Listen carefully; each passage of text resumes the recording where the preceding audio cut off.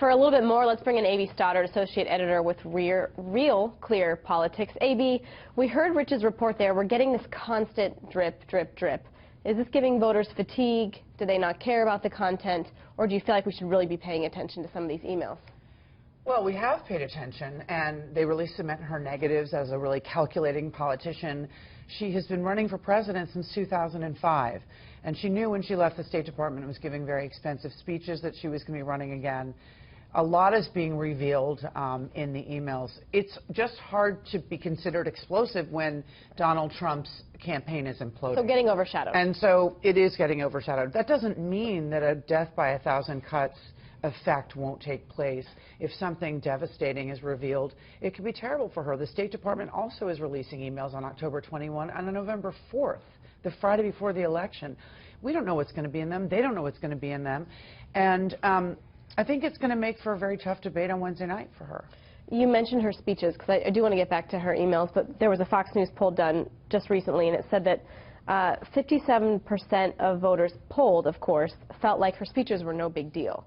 Is that really the pulse of voters? Because some of the material in those speeches goes against really everything on her platform, specifically the borders, specifically trade deals. Those are big, big issues for folks.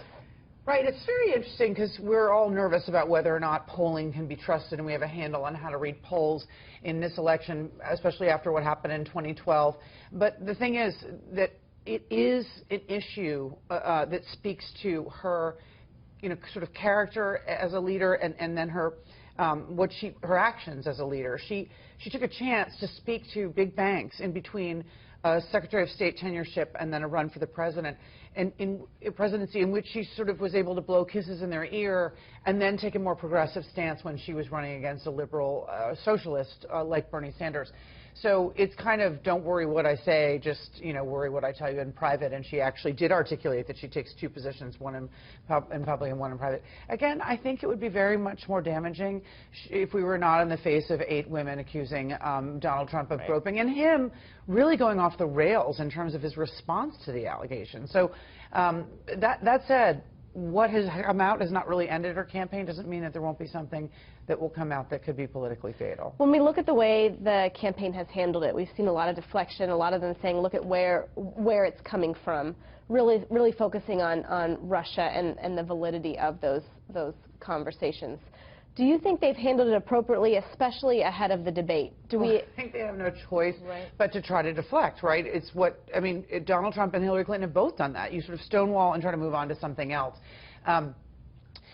Look, what was frustrating to me as a citizen of this country that I love is that the Russian interference in this election is actually an alarming and it's horrifying. Are people focusing enough on it? But that doesn't mean when the Clinton campaign tries to deflect back to that, away from the contents of these personal communications, that it doesn't mean, it has nothing to do with the contents of those emails. But it is a separate factor, and actually no one from Donald Trump through anyone in his campaign or closely tied to his campaign, his friends and allies, no one has disavowed this.